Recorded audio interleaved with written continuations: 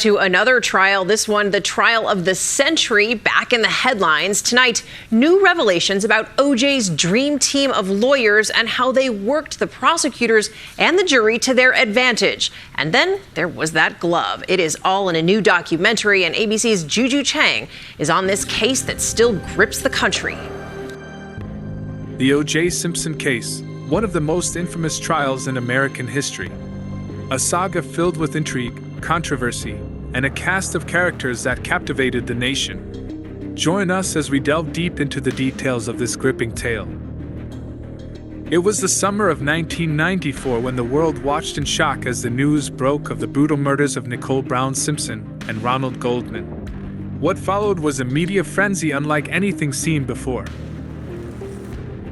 The body of 34-year-old Nicole Brown Simpson, ex-wife of O.J. Simpson, was found after midnight. O.J. Simpson, or Oranthal James Simpson. He was born on July 9th of 1947 in San Francisco, California. O.J. actually grew up poor. He was living in the project with his family in a neighborhood in San Francisco, and he was always super athletic. People said that he was very well liked and a charmer, but he wasn't so good in school. His grades weren't terrible, but they definitely weren't good enough to get into any big university, so he actually attended a junior college called City College of San Francisco in 1965. On June 24, 1967, at age 19, O.J. Simpson tied the knot. His first wife was named Marguerite L. Whitley, and together they had 3 children: Arno Simpson, Jason Simpson, and Aaron Simpson. O.J. is really known for his athletic ability and his skill when it comes to football.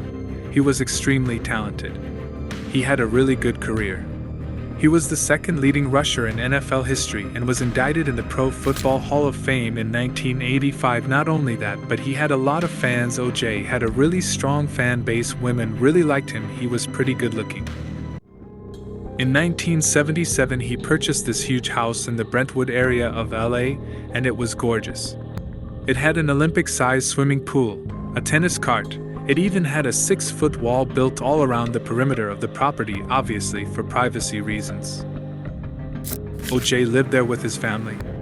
At the time, he had a wife named Marguerite. They had 3 children together, but very soon after moving into this house, this is like a dream family home. O.J. got a wandering eye after visiting a local nightclub called the Daisy. He spotted an absolutely stunning waitress named Nicole Brown. She was just 18 years old. At the time that he spotted her, and he was 30, he forgot all about his wife and kids at home as soon as he saw Nicole, and he walked up to her and started flirting with her, and Nicole was very quickly and easily charmed by O.J. This is because he was one of the most famous, richest sportsmen in the whole country at that time. Nicole actually lived with a roommate. It was not anything romantic. She lived with her friend David Levon, and when she first went on a date with O.J., she came back and she said she had a really great night, but David noticed that her pants were ripped. David saw a big red flag from day one with O.J., but their love continued. They dated for quite a while, and then they finally tied the knot on February 2nd of 1985, and it was a big, beautiful wedding. It was very soon after that Nicole gave birth to their first daughter, Sydney, on October 17th of 1985, and then she gave birth to their son, Justin, on August 6th of 1988. However, they had a lot of trouble in their marriage. After some months, the tensions came to a peak and a distance came between them. She doesn't want to see him anymore. One day at 6:30, Nicole and her family took everyone out for dinner at Mezzaluna. After the dinner, Judith Brown, Nicole's mom, realized that she left her glasses back at the restaurant. So she called Nicole, and then it was arranged that a man named Ron Goldman, who was a waiter at the restaurant and a personal friend of Nicole's, he knew her well enough that he offered to take the glasses and bring them to her house so that she could get them back to her mother. It was around 9:50 p.m. when Ron left Mezzaluna with the glasses and headed to Nicole Brown's house. At about 10:55 p.m., a man named Stephen Schwab was walking down Dorothy Street. When he came to the corner of Dorothy and Bundy Drive, and that is where he saw a dog sitting at the corner, and this dog was a large white Akita, and it ended up being Nicole Brown's dog. And the dog led him right to 2 bodies. He had just discovered Nicole Brown Simpson and Ron Goldman in terrible condition in a horrible crime scene, lying on the ground covered in blood, surrounded by blood, right in front of Nicole's house. Then after some time, the detective came and started searching for clues. There they found bloody leather gloves near the crime scene. O.J. Simpson became their first name in their suspect list because of their bad relationship. So the detective goes to Simpson's house for investigation and finds something that helps them to lead their case. They found blood splatters on the walkway of the Simpsons' house. Thus they made his house a crime scene and cleared the house and took a search warrant.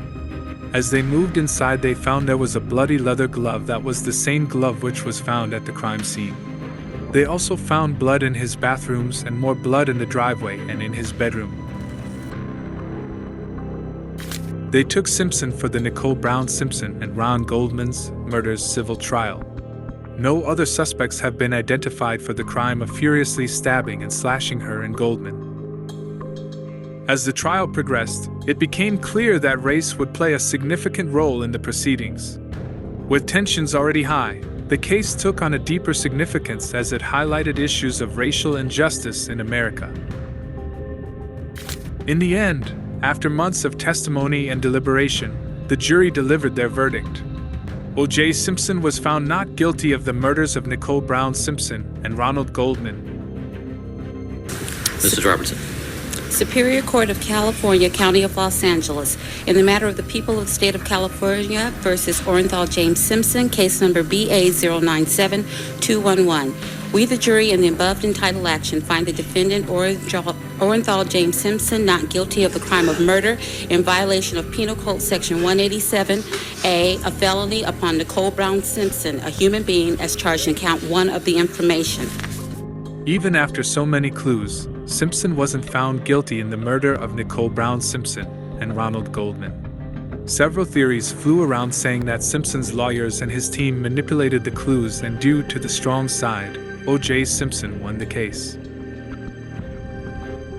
The O.J. Simpson case was a cautionary tale of fame, fortune, and the power of the justice system. And so, as the dust settled and the headlines faded, the O.J. Simpson case remains etched in the annals of history, a dark chapter in American jurisprudence that continues to fascinate and perplex to this day. Thank you for joining me on this unsettling journey into the heart of the O.J. Simpson's case. If you found this exploration intriguing, don't forget to like, subscribe, and hit that notification bell for more true crime content.